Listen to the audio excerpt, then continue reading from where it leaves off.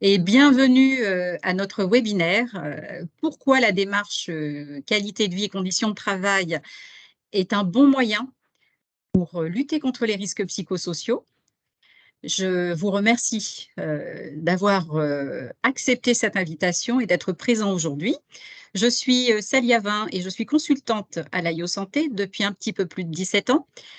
Et je suis donc responsable des départements du Maine-et-Loire et de la Vendée. Avec moi aujourd'hui, alors je vais d'abord commencer par Monsieur Clouet, donc le président de l'AIO Santé qui est présent. Président, si vous avez quelques mots peut-être à dire dans un premier temps.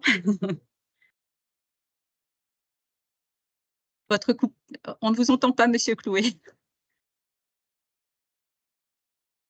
Votre micro est coupé, Monsieur Clouet.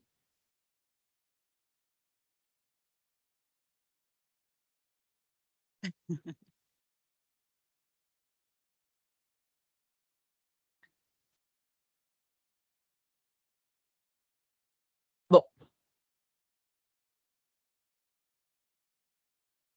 Donc, Monsieur Clouet, président de l'AIO Santé, peut-être va-t-il nous rejoindre?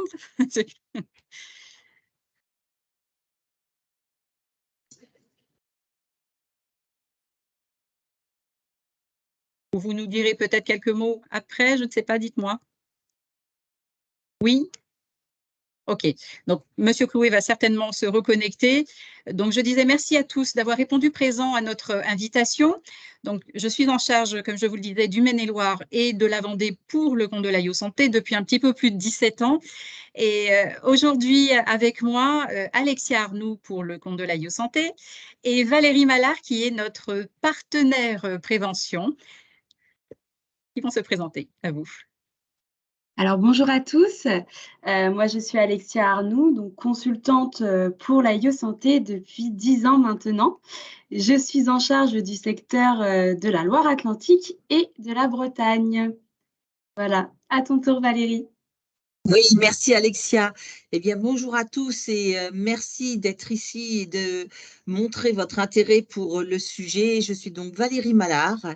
Je suis sophrologue et je suis partenaire prévention de l'AIO Santé depuis maintenant plus de 5 ans et avec qui j'ai eu le grand plaisir de monter sur mesure un catalogue d'actions de prévention et qui grossit. On a des bébés tous les ans à peu près. Hein. Voilà, donc je suis ravie d'être avec vous aujourd'hui. Merci pour cela. Alors, on y va pour ce webinaire et déjà un focus sur ce qu'est la prévention. Alors, on a une demi-heure ensemble parce qu'on est soucieux de respecter votre temps de travail. Je risque d'aller vite. N'hésitez pas à poser vos questions si jamais je survolais trop un sujet. Hein. Il y a 3 types de prévention aujourd'hui connus, qui est la prévention primaire, la prévention secondaire et la prévention tertiaire. Vous le comprendrez très vite lors de ce webinaire, je suis surtout attachée à la prévention primaire. Hein. La démarche qualité d'ailleurs de vie et de conditions de travail s'inscrit dans cette démarche primaire qui est comment lutter contre les risques à la source. C'est prévenu. Monsieur Clouet, bonjour. Est-ce que je vous laisse un temps pour nous accueillir? Désolé, je viens de changer de PC parce que, j'ai un petit souci matériel. Je vous rejoins. Je vous souhaite la bienvenue et vous félicite tous et toutes pour cette initiative. Je vais être attentif et on rebouclera après si nécessaire. Merci, Monsieur Clouet. À tout à l'heure. À tout à l'heure. Alors, c'est intéressant que Monsieur Clouet est apparu à l'écran comme ça, parce que c'est vrai que c'est avec lui que j'avais commencé à imaginer la démarche prévention pour l'AIO Santé, et je l'en remercie encore aujourd'hui. Alors, prévention primaire, donc comment aller à la cause du risque, qu'est-ce que je vais faire pour observer et pour éviter que le risque n'apparaisse. prévention secondaire, c'est le processus d'adaptation que je vais devoir mettre en place pour éviter que l'accident n'arrive. Et enfin, mal à propos, la dernière prévention, la prévention tertiaire, qui, elle, va être obligée de réparer. Donc, de fait, nous ne sommes plus dans le cadre de la prévention, mais on n'est pas là pour déconstruire tous ces principes aujourd'hui, hein. Donc, notre démarche là aujourd'hui, pourquoi est-ce que la démarche qualité va permettre, est un bon moyen de lutter contre les risques psychosociaux? Parce qu'elle va justement permettre d'auditer où peuvent être les risques. Et en matière de risques psychosociaux, ce n'est pas visible, pas toujours en tout cas. Donc, il va falloir être pédagogue, il va falloir être participatif, il va falloir être bienveillant pour aller chercher à l'origine toutes ces sources de risques qui pourraient exister. Je m'aide d'outils, hein, et notamment les outils qu'a mis en ligne l'ANACT. Je vous invite à consulter ce site si ça n'est pas déjà fait, l'Agence nationale d'amélioration des conditions de travail, qui d'ores et déjà, qui a été donc retenu par le ministère du Travail à l'époque, hein, dans le cadre du plan santé au travail, et qui donne déjà beaucoup d'outils pour lancer sa démarche qualité. Il est important, on a quand même une progression de 9% par rapport à 2020, l'augmentation des maladies à risque psychique. Ce n'est pas neutre, hein. Ça serait bien qu'on n'atteigne pas la progression à 2 chiffres, comme on dit. Voilà. Donc, en effet, il y a tout un panel de propositions sur le marché aujourd'hui pour aider les collectivités à juguler ce risque majeur qui est progressant. Comment on fait? C'est bien beau d'avoir une obligation, d'avoir des outils, mais comment je fais avec ça? Alors, comment je fais avec ça? Eh bien, vous allez le voir tout de suite dans le PowerPoint qu'on vous projette. Attendez, le temps pour moi d'arriver à passer à la slide suivante. Voilà. Alors, sur ce slide, on dit, mais ouais, c'est bien beau d'aller chercher les risques à la source, mais pourquoi est-ce qu'on irait chercher les risques à la source? Pourquoi est-ce qu'il faut enclencher cette démarche qualité? Eh bien, vous voyez dans la bulle violette, là, hein, ça c'est à ça qu'on veut arriver. On va chercher à augmenter de la performance, de l'innovation, et j'aurais peut-être ajouté ce que j'ai oublié de faire, le maintien dans l'emploi. Hein. C'est garder les personnes, les agents, de manière à ce qu'ils puissent progresser, prendre du plaisir et s'engager, la petite bulle bleue qui est juste au-dessus de performance, s'engager vraiment dans le cadre de leur métier, de leur mission. Pour permettre l'engagement des agents, il va falloir qu'ils trouvent quoi? De quoi satisfaire leurs besoins. Des besoins en termes de conditions de travail à améliorer, des conditions d'opportunité de carrière, des conditions de management optimum, une ambiance au travail agréable. Il y a 6 axes, en fait, hein, autour de la QVT que vous allez découvrir lors d'un quiz que je vais vous proposer au cours de ce webinaire. Tout ça va favoriser, en fait, l'engagement de l'agent et devenir performant et rester surtout en bonne santé physique et psychique. Voilà pourquoi c'est important de lancer cette démarche QVT. Alors, il faut qu'elle repose quand même sur des principes, et des principes très factuels, vous allez le voir. Ces 6 piliers qui sont à l'écran, c'est là-dessus que va reposer la réussite de votre démarche qualité. Il n'est pas obligé de se fournir un logiciel, il n'est pas obligé de se former à la QVT, il n'est pas obligé d'être ultra compétent en audit pour lancer cette démarche. Hein. Il suffit par contre de se reposer sur des objectifs mesurables et réalistes. Qu'est-ce que je veux? Quelle action je veux mener? Combien je veux en mener? Et de les inscrire à votre plan de prévention qui est en aval de votre document unique. Il faut vraiment être participatif, collectif, être dans la cohésion d'équipe de manière à pouvoir parler ouvertement et sans jugement des conditions du travail, de ce qu'on aimerait voir peut-être déployé, de ce qu'on aimerait peut-être voir être retiré, Donc là, va falloir vraiment faire preuve d'abnégation et d'une communication neutre, efficace et sans jugement. Tout cela aussi, on peut vous le proposer dans le cadre de nos ateliers. Donc, vous voyez ces 6 piliers, mesure, participatif, collectif, expérimentation, essayons, même ce à quoi nous ne croyons pas, essayons, dialoguons et réfléchissons au fur et à mesure de cette démarche. C'est une démarche d'amélioration continue. Donc, elle n'est jamais fixe, elle n'est jamais marquée dans le marbre. Vous allez commencer peut-être une démarche qualité 0.0, puis une démarche qualité 0.1, etc. 2 fois par an, il est intéressant de regarder où est-ce qu'on en est, qu'est-ce qu'on a à améliorer dans notre démarche. Voilà, donc ça, c'est les 6 piliers qui vont faire la réussite de votre démarche. Pour tout ça, alors, comme je vous le disais en introduction, avec cette belle équipe de l'AIO Santé, nous avons conçu un catalogue d'ateliers qui va tourner autour des moyens qu'on peut vous proposer pour améliorer votre démarche qualité. Nous allons venir en solution, éventuellement, enfin une des solutions qui existent. Pour ça, on va avoir travaillé sur l'aspect du stress en entreprise, mais aussi de son stress personnel. Tous nos ateliers, dans la démarche de l'animation de l'atelier, tous nos ateliers vont commencer par quoi? Je me questionne d'abord de moi à moi. Quelle est ma part? Qu'est-ce que je peux faire pour améliorer moi-même ma démarche qualité de vie au travail?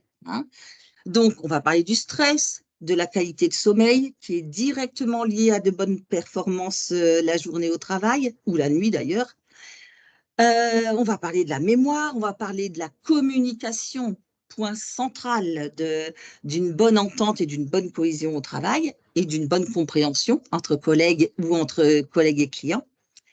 On traitera bien sûr de l'aspect positif des sujets, et puis on peut vous proposer des temps de sophrologie par 3 séances au minimum, de manière à ce que les agents s'inscrivent dans cette dynamique et dans cette discipline. Alors ça, c'est pour le catalogue qui existait jusqu'à présent. Comme je vous le disais en introduction, eh bien, l'équipe de l'AIO Santé a des bébés prévention régulièrement. Le petit dernier, je vous le présente, Agir en cohésion. Alors, cet outil, il va se dérouler sur une journée. Une journée pour faire l'audit des risques psychosociaux qui existeraient dans votre structure. Dans cette même journée, on réfléchira avec des outils adaptés.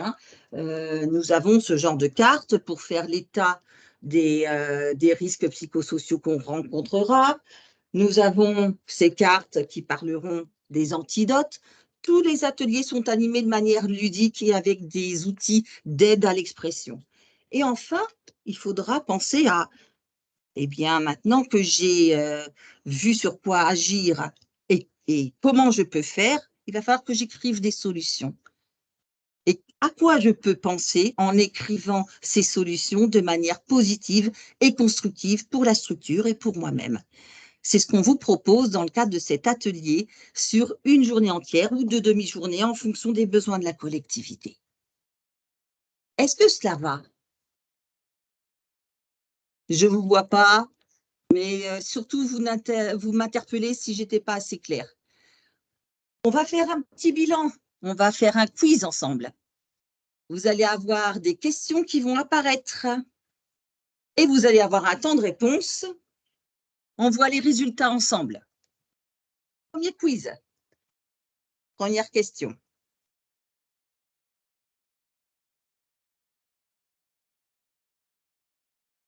Le temps que la technologie nous rejoigne.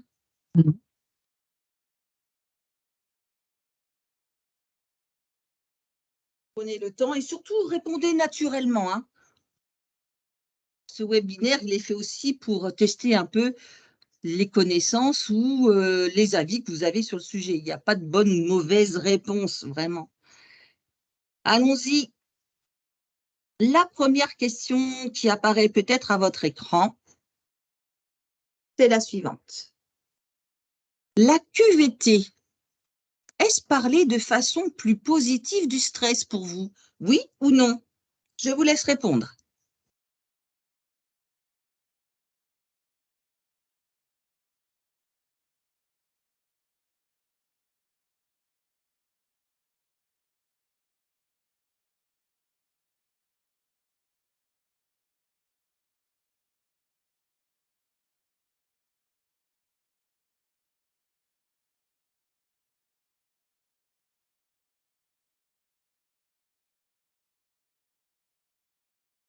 La QVT, est-ce parler de façon plus positive du stress? Vous êtes 8 à avoir répondu. Allez, lancez-vous pour les autres.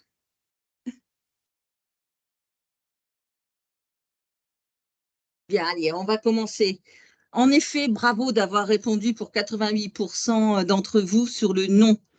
En effet, on ne traite pas que de la façon plus positive du stress, on va prendre plutôt en considération l'ensemble des moyens de performance et d'innovation aussi dans le cadre de cette QVT, hein, en plus de prendre soin de la santé physique et psychique de l'agent.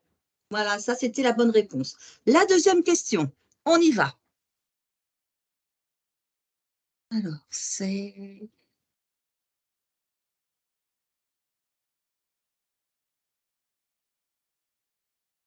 Quelles sont, selon vous, les conditions pour se lancer dans une démarche QVT?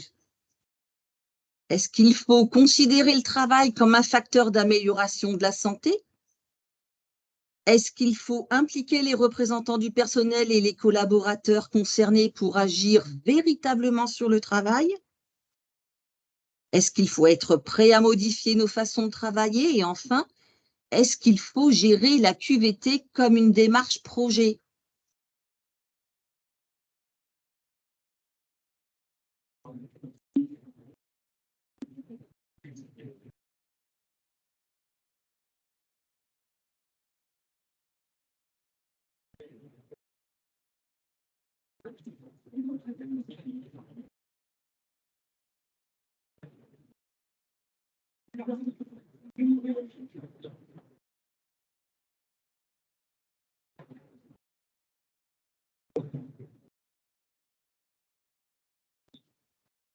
Bien, la bonne nouvelle, c'est que toutes les réponses ont été cochées.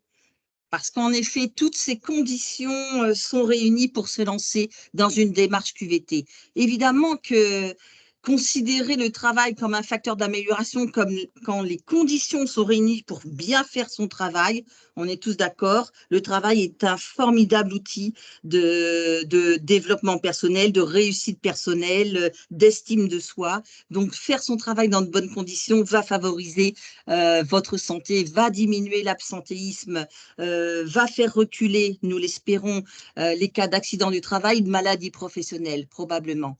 Oui, impliquer les représentants du personnel et les collaborateurs, évidemment. Hein. Plus vous aurez l'adhésion du plus grand nombre à cette démarche, et plus chacun va pouvoir faire sa part. Hein.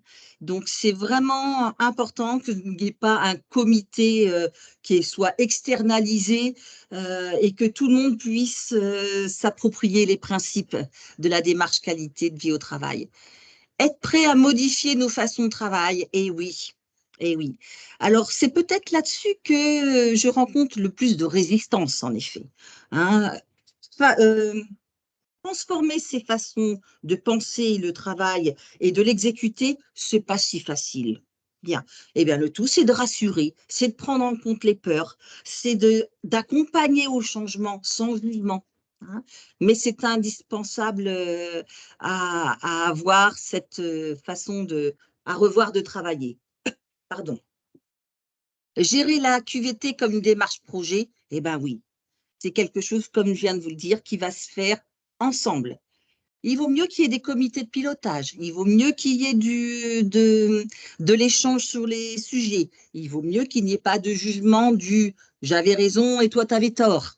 Hein, tout ça, on le voit dans le cadre de la communication et des modules qu'on peut vous proposer pour l'animation neutre et bienveillante de cette démarche.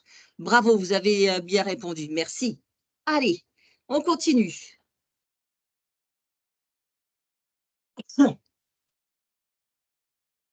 Ah, bon, alors là, je veux que des bonnes réponses parce que je vous ai donné la réponse, hein. Si je n'ai pas de service dédié à la prévention, puis-je lancer une démarche QVT?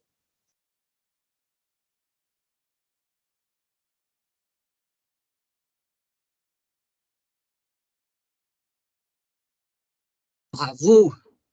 Voilà, vous l'avez compris, hein. Ça, c'est super, c'est gagné pour moi. Si vous avez compris ça, je suis contente. Hein, vous n'êtes pas obligé de faire appel à des experts. Reposez-vous sur les compétences qui existent déjà dans votre collectivité, sur les envies, du moment que vous avez compris les principes. Après, c'est avec l'envie que tout vient et que tout est possible, surtout avec les outils disponibles aujourd'hui sur le marché. Bravo. Allez, on y va pour la 4e, il me semble.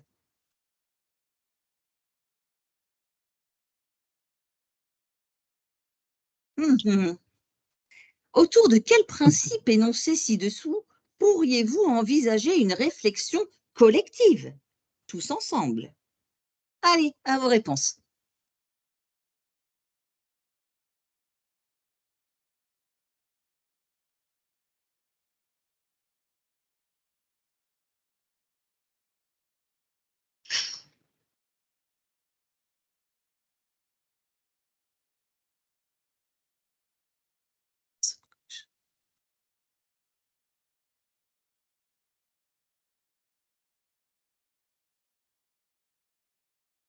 Oui,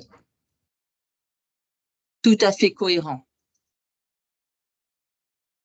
Merci pour les collectivités qui ont coché l'aspect compétences et parcours professionnel, parce qu'en effet, c'est assez sensible, mais pourquoi pas l'envisager, c'est super.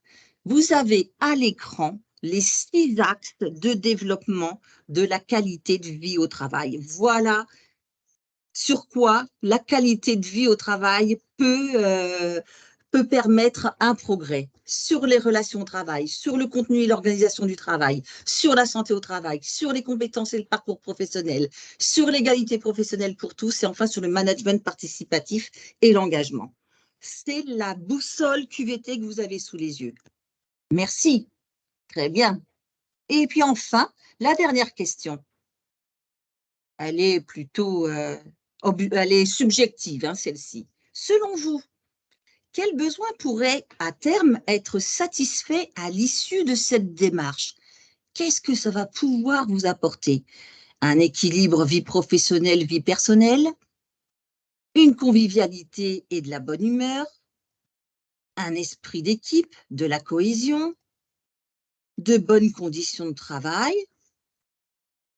le sens au travail qui sera satisfait avec le plaisir, la reconnaissance et enfin la responsabilité et l'autonomie.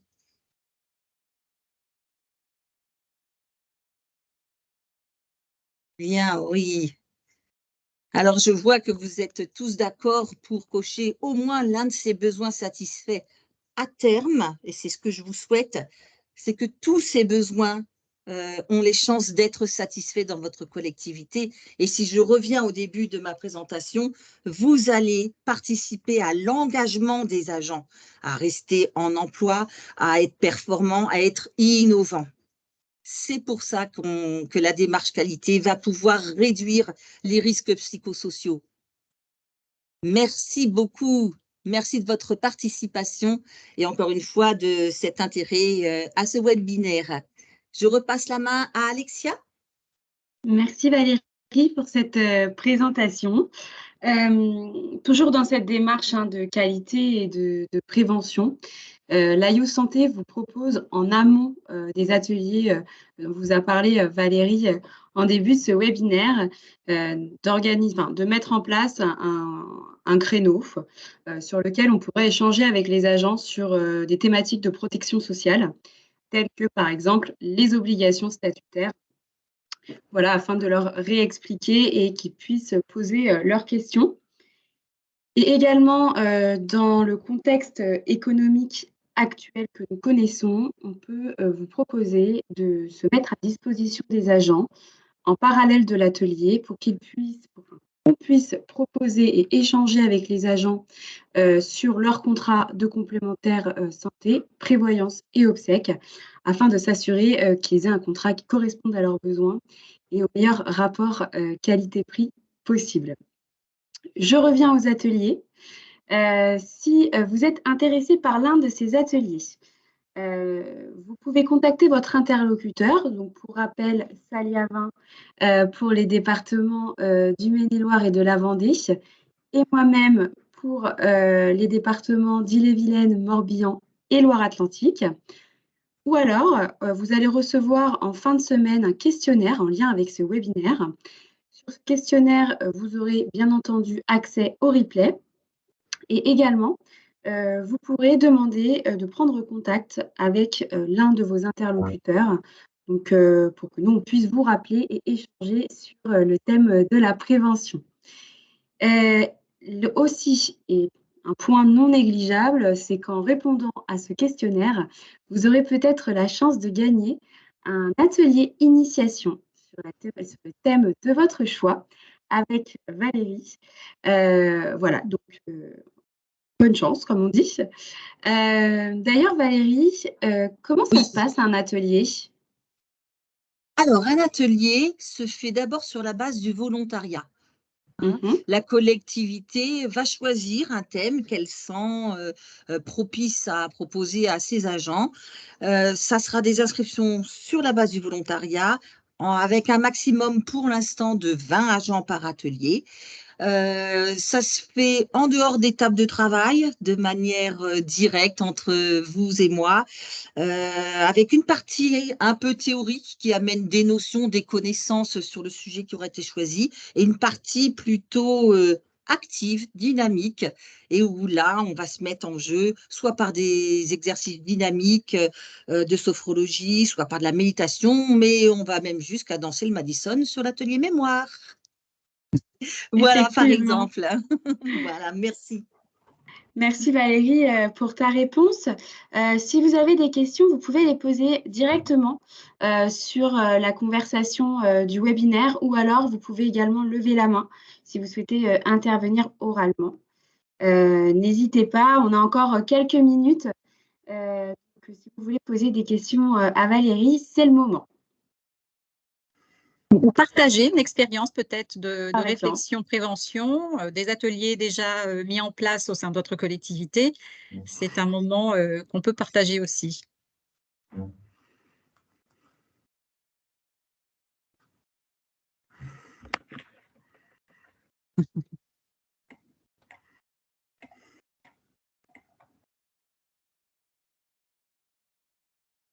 Pas de questions. Bon, pas de questions. Voilà, dites-nous si ça vous a paru clair. Oui. Si vous nous avez bien entendus.